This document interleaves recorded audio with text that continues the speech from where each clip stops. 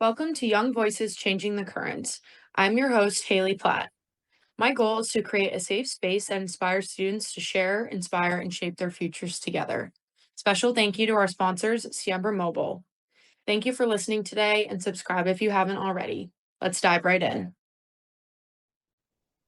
Hi, welcome to Young Voices Changing the Currents podcast. I'm your host, Haley Platt. Today, joining me is Dr. Joseph Lement Brown. He is the Assistant Dean at Stanford University for Inclusion and Outreach and Recruitment. I'm so honored to have him back. He just filmed another episode with me, and today we're going to dive into more specifically imposter syndrome, and we're just going to kind of go through what that means, how that's kind of shifted in today's landscape, and of course our own opinions about it. So welcome back. Good to be with you again. Look forward Yes. to the conversation. Yes. So let's dive right in. If you want to give a little background, just brief overview if people haven't tuned into your other episode of what kind of work you do. Yeah, so I work at Stanford. I also got my PhD in social psychology at Stanford, and my focus for my graduate work was studying how stereotypes affect minorities and women in academic settings. And now, as assistant dean at Stanford, I focus on recruiting students who are from groups that aren't necessarily well represented in these kinds of academic settings, recruiting them for our graduate programs, and also working to make sure that they have a great thriving and productive experience here in graduate school. So as part of that, I do some traveling, and I run 3 summer research programs that bring folks from outside of Stanford to Stanford to get to know our faculty, our graduate students, and to engage in a substantive research project. So I get to spend time with students for 8 weeks over the summer, making sure they have a great Stanford experience. So that's what I do. So great. Yeah. So Dr. Brown and I actually know each other because we are colleagues through this edtech startup that I work at. Our research is based in what Dr. Brown and Dr. Cohen have kind of come to know as mobile interventions in how they affect student performance and how their attendance can really blossom. And it's just a great space. So you should definitely check us out. Awesome. But let's dive into our main topic for today, imposter syndrome. For those who might be unfamiliar, how would you explain it? Yeah, so imposter syndrome, it's also called imposter phenomena. And the term was coined, I believe as early as the 1960s by Pauline Clance. I think she might have had a co-author, and it was meant to capture the experience of middle-class white women who are moving into the workforce, into offices and workspaces where women had not traditionally been. And what they were finding was that many of those women were reporting feeling inadequate, feeling that they didn't deserve their positions, that they didn't have the skills and the knowledge that were actually required to be successful in those positions. And over time, there's been a certain amount of research on imposter phenomena, and actually lots of people beyond women report imposter syndrome. And it's a phenomena that has been applied to the experience of lots of people, including people from minoritized groups, Black people, Latinx people who are engaged in academic settings or professional settings.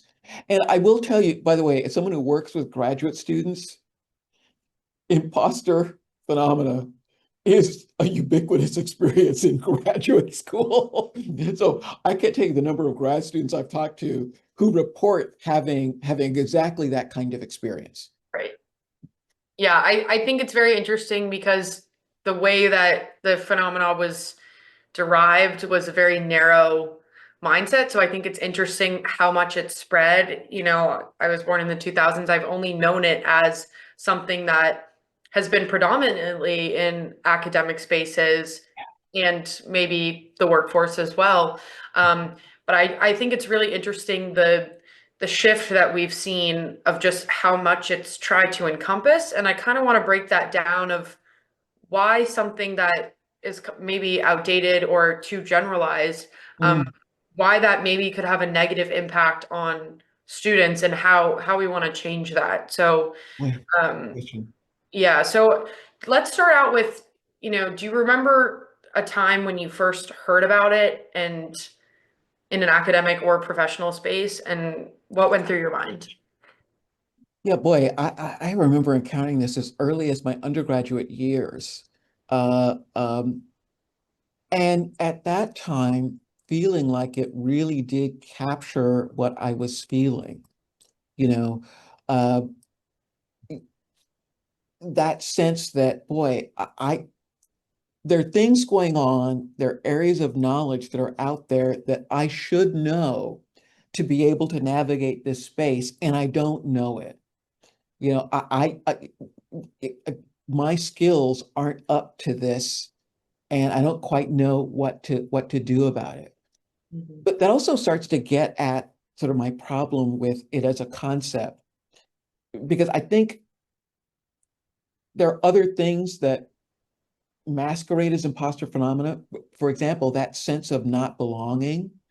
It's really easy for that sense that I don't belong, that I'm struggling with feeling like I'm respected and valued, that my contributions are valued, and that can sort of morph into that, or be interpreted as imposter phenomena, right? Because I think they're kind of linked. That if I feel like my skills are inadequate, like I don't, I don't deserve to be there, I'm also likely to feel like I don't belong, right? So they kind of go together, right? But that also speaks to something else that I think is sort of problematic about the concept. What imposter syndrome does is direct our attention to what that person is feeling psychologically and emotionally inside them. And a lot of times, not always, the solutions that people start to think about and craft for helping that person are focused on, let's help you feel better about yourself. Let's help you be more confident. Let's help you, you know. Right. And it last episode, we talked, I mentioned that being a social psychologist, one of the things I was trained to do starting the first year of graduate school is, well, wait a minute, what might be going on in the environment, in the context that might contribute to what this person is feeling? For me, those early days when the concept was coined are really poignant, because I think about those women entering those spaces where they often encountered explicit hostility, men telling them, yeah, you don't belong here. We don't want you here, right? They were experiencing macroaggressions as well as microaggressions, harassment, right? Hostility, right? Um, in other words, they were getting explicit messages quite often telling them, yeah, we don't want you here. Right. And if you think about that, is it any wonder that these women felt, I don't feel like I belong. I don't feel like I'm prepared for this environment. Yeah. Um, I'm struggling with feeling like I deserve to be here. It sort of makes sense. So why are we thinking about focusing on, quote, fixing the person's suffering rather than fixing the environment that is hostile to those women? Exactly. Yeah, I think it's very interesting because I reflect on, I'm lucky to be in a team with so many women. We all are big contributors, and I'm lucky to work with women who have had such long-standing careers in so many different educational and business settings. And it's a very interesting way of thinking about the two kind of categories with imposter syndrome of, okay, well, if you apply it to the original intent of women feeling insubordinate in their workspaces, Mm. how is that really, like, how much change have we actually seen in that? And I know that different fields, it's different based on who is in that field. Um, I know I have friends who are engineers who are like, you know what? I don't really see much difference between what these women were going through and what I'm going through. I don't feel included in my spaces. But then when we look at imposter syndrome in an academia sense, where if it is being applied to minoritized groups and kind of a broader range, that has seen a very different shift. And I think that's why we can't categorize a minoritized group's, struggles in fitting in or feeling like they're not supposed to be there in the imposter syndrome. See, I think that's right. I think a lot of people grab onto the imposter syndrome phenomenon because that's the one that they're familiar with, that they've encountered, that comes closest to capturing aspects of what they're experiencing. Uh, but right, to the extent that it directs their attention to, oh, there's something wrong with me. I should be more confident. I should be more capable. And it directs their attention away from the aspects of the environment that are contributing to what they're feeling. That's a problem. But there's a Vanderbilt education scholar named Ebony McGee who's written about the sort of problematic nature of using imposter syndrome to, for example, uh, account for the experience of Black STEM students in college, right? And this is her argument. Her argument is that, well, no, what we need to talk about is stereotypes. What we not need to talk about is racism to capture their experience, not, oh, they lack confidence. What can we do to boost their confidence? But by the way, we can talk about things that people can do to boost their confidence and their self-efficacy. But that's Not McGee's. an internal, it goes back to what you were saying. It's not an internal problem of I don't Exactly. have the confidence to be in this space, is that the spaces that I'm trying to be in aren't as welcoming as they could be. Bingo, bingo. Okay, by the way, I just used 30 words and you used about five and captured it. But thank you, thank you. That's exactly what we're talking about. And so, yes, we can talk to students who experience this about what they can do, but we also have to, and this is important for me as someone who works at a university, hey, what do we do to shape these environments so that they are as supportive of these students as it is supportive of other students. Right. That's so the burden of responsibility to change things and improve things can't be simply on the shoulders of the people that are experiencing worries about belonging, imposter phenomenon, stereotype threat, and other things.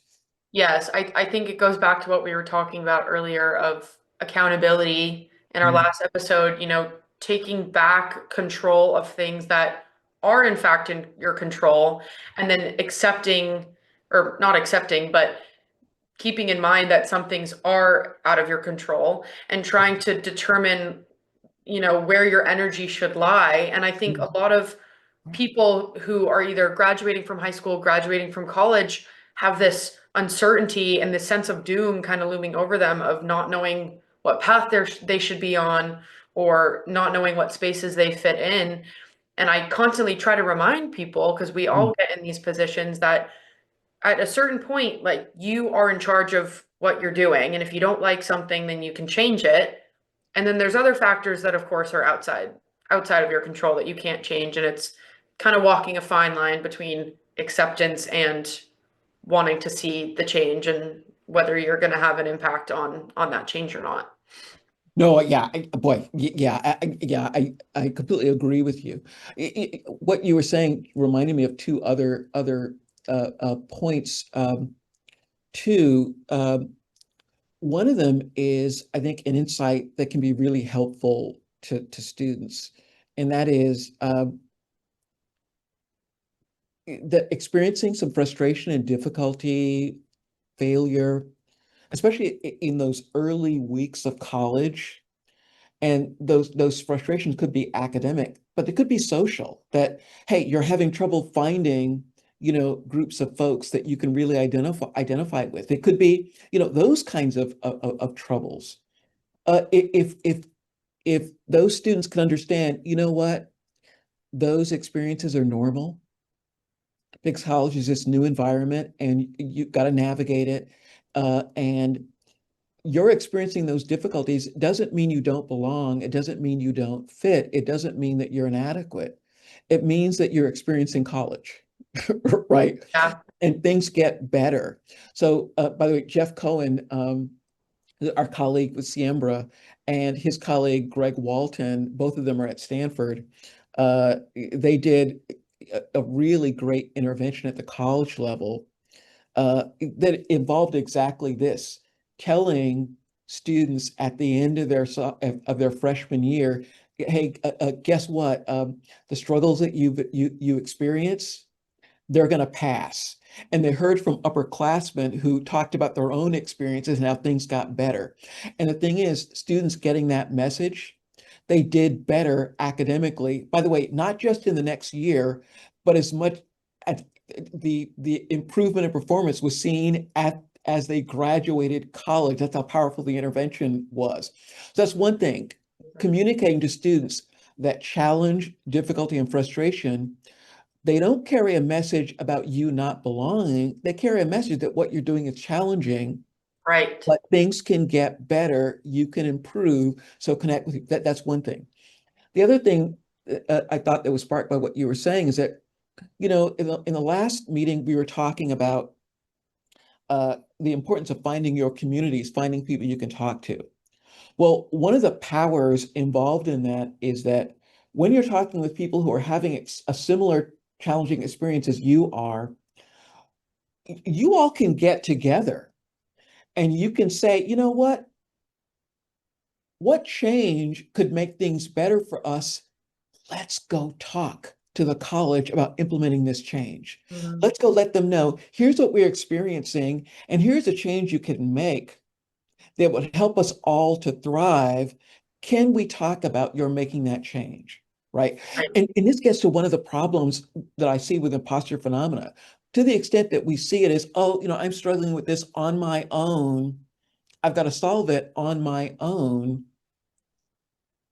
Well, but if it's something lots of other people are experiencing, you've got to get out of that and connect with other people and use the power of collective action to make changes that will make it better, not just for you and your colleagues, but people who are going to come after you. And so there's something about the way people usually think about imposter phenomena that I think gets in the way of seeing things that way, of seeing, no, this is something that multiple people are experiencing. And so we need to come together to think about solutions. Right. And on that note, solutions, we're going to take a pause and come back for part two so you can see the rest of what we want to talk about for imposter syndrome. I think that it's really important to talk about the actual theory, but then we're going to move on and talk about what advice we can give for students and universities who may be struggling to work around this. Great. Look forward to it. Thank you for joining and tune in for part two.